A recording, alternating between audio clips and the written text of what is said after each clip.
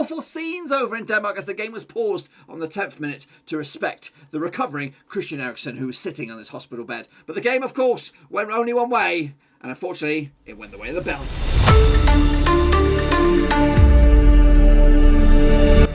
That's right, folks, back once again with another match review, looking back, of course, at Denmark's match up against Belgium, and we'll get to that in just one second. If you know where you've been, boys, smash your subscribe button to keep you back up to date with all things Euro 2020 related, Blackburn Rovers related. Wow, football related. We got it all here, boys. Under Ruski, that's right, of course. Yes, unfortunately, despite taking an early door lead, the Danes couldn't hold on and ultimately lost to put their situation in the Euros on ice as Belgium made it through to the knockout stages with back-to-back wins. We'll take a look at that in a minute. Big shout out to the VIPs. Of course, thank you for your continuing support on Patreon. What's the Patreon? Make sure you check that out. It's in the old description alongside my Twitter, Twitch, Facebook and all that kind of stuff. And again, smash your subscribe. So here we go, boys and girls. Take a look back. And of course, this match is banger. It was a 2-1 win in favour of Belgium over in Group B.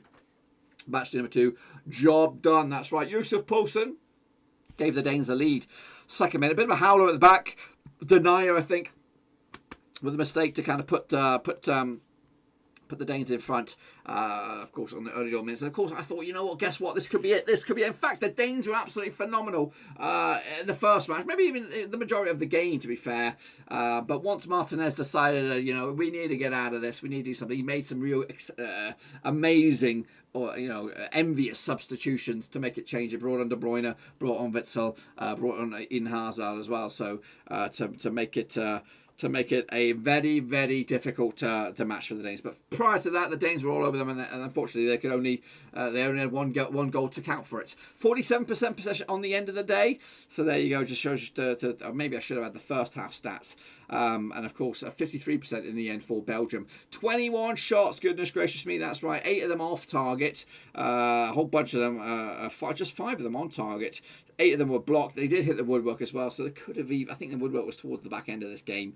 But Yusuf Poulsen's goal was the only goal in the first half. It was a completely different Belgium coming out in the second half. Thorgan Hazard actually got the equaliser for the 54th minute before Kevin De Bruyne with an absolute zinger. There's been some really good goals recently. This is up there. If we'd have to play a goal of the week, this one would be up there. The Austrian one would be up there. The Ukrainians one would be up there. There's been some really good zingers, but this one was a great team goal. And when you've got a player like De Bruyne who loves to score, that one will go down in a bit of memory. Of course, 718 touches for the Belgians, 673 touches for the Danes, 566 passes as well for Belgium, 490 for Denmark. Quick look at the pass success rate, 85% apiece. So they were very, very good with their passes. Take a little look at some of the shot grid then, shall we? I believe the light blue would be Denmark, and of course the darker one would be matey boys, of course, Belgium. Of course, it was hard to take this one. Of course, the emotional scenes, the 10th minute game was stopped, pause for Christian Eriksen, round of applause, and fair play, good. This was the first return match. Of course, they did play the rest of the Finland game, but the 2-minute goal, I thought it was on the cards. They are not out yet, but they need a result against, I think it's Russia, in their final game. And of course, Belgium will have to beat whoever else is left. I can't remember. Russia, Finland. They have to beat the Finns. So it does set us up for a very spicy end to this one. The head-to-head shows Belgium are doing okay. So if they beat Russia, they could only go third, according to my brain now. So Finland would have the better head-to-head over the Danes. Wow, it's going to be interesting. Fruity as well. Take a look at the heat maps. The Danes, absolutely pretty much every blade of grass covered. But looking like they prefer the left-hand side for the attacking avenues. As for the Belgians, again, being pegged back in the defensive third, it looks like. The keeper very, very busy with those 20-odd shots, keeping him on his tippy toes. As for the touch grid, as you can see, yep, pretty much fair spread. A lot of the grass is covered. And again, it looks to the left-hand side is the area. And again, as you can see where the actual touches were made by the Belgians as well, as they try to add to the tally. So look at the starting line. Schmeichel between 6, Vestergaard, Kajar and Christensen make up a 3-man defensive core. Delaney, Holsberg, Was, Mahler, Damsgaard, who was booked for diving, Martin Branthwaite, I think he hit the post, and Yusuf Poulsen as well. 12 28.3 average age, just shy of £200 million worth of content value. As for the Belgians, though, they're coming in there with Courtois between the sticks, still only 29 years of age. Vertonghen, Alderweireld, and Denayer make up a back three. £27 million rated for Denayer. You're a bit mogged off, mate. Dundonaka, Tielemans, good player. Of course, Thomas Meunier, Thorgan Hazard, Yannick Carrasco. Dries Mertens getting on a little bit, and of course Romelu Lukaku not on the score sheet today, so he drew a bit of a blank, but of course he's still got those 2 goals from the first time of asking. Let's take a look at the subs then. We did see the likes of Jens Stegen Larsen coming on, Christian Norgard from Brentford, Martin Jensen also from Brentford, Andreas Skov Olsen coming on from Bologna, and Andreas Cornelius coming on from Parma, and now in City B. We just saw Buffon come back. As for the Belgians, Thomas Vermaelen, the veteran, coming on, Alex Witsel, he's 32, wow. Kevin De Bruyne, Eden Hazard as well. So good changes. They didn't even bother with the likes of Doku, Benteke, and Batshuayi, to name a few. Take a look at the old match ratings then for you. Coming at you, the man of the match, according to this badger, was what am I looking at? The man of the match.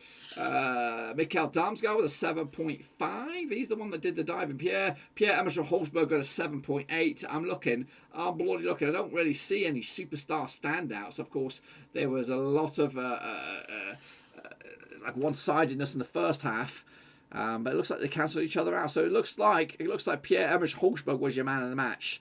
I can't see anything else. Maybe the game changes. Maybe Thomas, Kevin De Bruyne, or maybe the other fella, Eden Hazard, could have been up there. But ultimately, pretty average ratings there for Belgium. They were not great, but they got over the line, and that's what happens with champions. They can perform like this, subpar, and still get the results. They were like not in this game for like 75% of this game. And then you just switched it on towards the back end, and guess what? They got over the line. As you see this sort of heat map down here, or all of the sort of timeline of events. Looking forward to see them Belgians again. They'll probably take it easy in the next game, and then of course into the knockout stages we go. Let's take a look at Call Me Jojo. Not that one. Call Me Jojo said Denmark deserved to win today. They showed the real spirit against the ranked #1 side. Branthwaite, the real threat to problems Belgian defence. Good display by him. He played with his full determination. Denmark got out. And I am sad they're not out just yet. Mane said one of, if not the best match of Euro 2020 so far. Belgium, Denmark produced 3 great goals, a ton of effort, and both sides, of course, the celebration of life for Eriksen. Incredible spectacle. Meanwhile, another car guy said Euro 2020 was a second half performance by Belgium. De Bruyne was spectacular today. Lukaku should play more centrally. Both Hazard brothers played well. All in all, very good game to watch. AAB MUFC said Denmark were all over Belgium in the first half, winning the ball back very well, so organised, incredibly intensity, but shame they didn't take their chances. KDB was a class throw, completely changed Belgium's attack from dysfunctional to detrimental. Thrilling encounter. Great comeback from behind from Belgium. This is from Kidan21. De Bruyne, the game changer. He's and got an assist and a goal too. Both goals are surely one of the best team goals. Hard done by Denmark. They play very well but can't find the equaliser. Meanwhile, Samir said, feeling gutted for Denmark. Man, really. Belgium were awesome though. Would have been really happy if they would have drawn. CD Prasad said, how it goes out for Danes. What a brave performance for them. They played with the #1 ranked team in the world. First half like a doll. Don't know what that means. Eriksen and whole Danes will be feeling proud of you. The final pass to #9 was amazing in the second half. But salute Denmark. Let's win the third game and be in it, he says. Well, we'll see if they can be in it later. Take a look at the group as on the moment. Of course, Belgium are there. They're home and hose. Russia, Finland on 3 points. The Danes will have to beat the Ruskies, which is doable. It is very, very doable. Of course, if the Finns were to get a point, they could also finish up into second, guarantee themselves second. But it's going to be a tall order against the Belgians. Let's have a look. Let's try to do the permutations here. So let's say Denmark beat Russia. If Denmark beat Russia, they would go above Russia. They will not be able to go above Finland, so they would finish in third in 3 points. The Russians, though, have beaten Finland. So, I don't know, I don't know how they all figure that out. It's a load of bullshit if it's all this permutations bullshit. But we'll see. If all 3 of them end up with 3 points, you know what? I think it's going to have to go down a goal difference. We'll explore that anyway. But anyway, Denmark does have a -2. Russia has a -2. They can add to that by scoring against them to at least get into third spot.